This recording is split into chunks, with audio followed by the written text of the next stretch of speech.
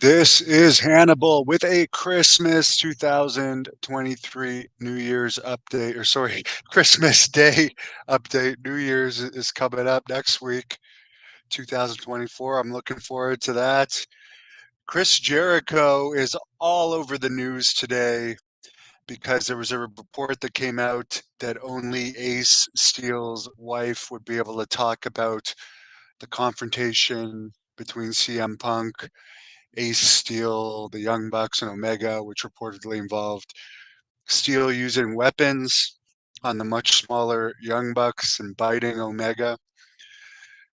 Apparently, they all had to sign non-disclosures other than Ace Steel's wife, but Jericho says he saw the whole thing and he never signed a non-disclosure.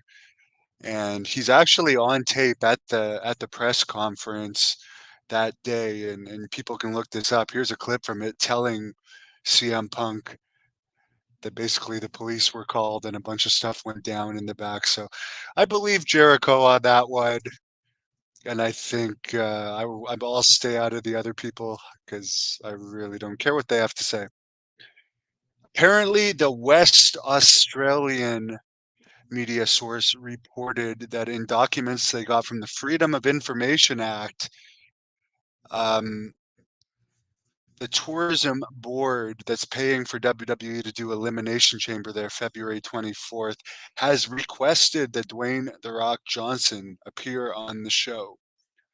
Obviously, that would cost more, and it wasn't something that appears to be guaranteed, but The Rock did say to a Make-A-Wish kid yesterday that apparently he filled the kid in on some news about a possible WWE return. The house shows are doing well this week in pre-sales, particularly the Madison Square Garden holiday show has over 15,000 tickets out.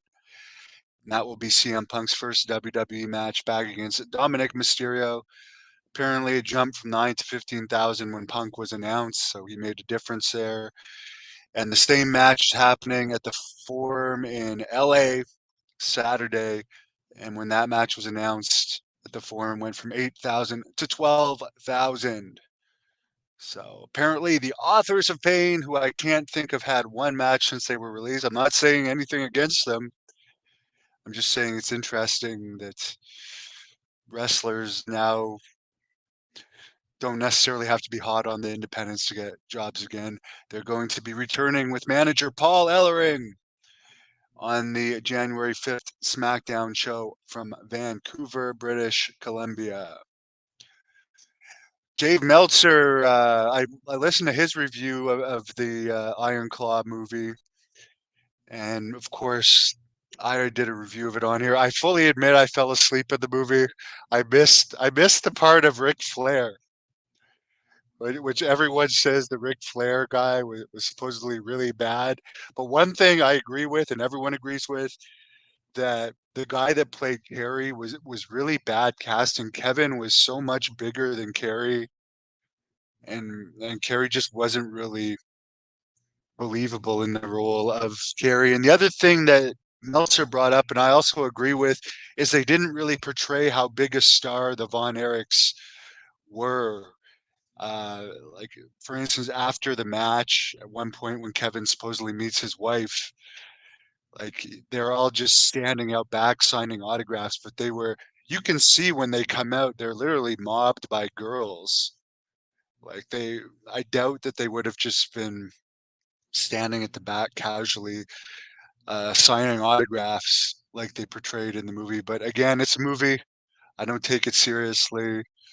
Um, it's too bad they make those chairs so comfortable nowadays, easy to fall asleep in. But I thought it was an all right movie from the parts that I saw, but it wasn't as fulfilling as a movie as I expected it to be.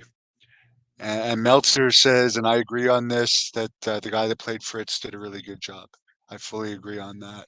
Thank you for watching the Hannibal TV. Please like this video if you enjoyed it and click the subscribe button to not miss any of our latest shoot interviews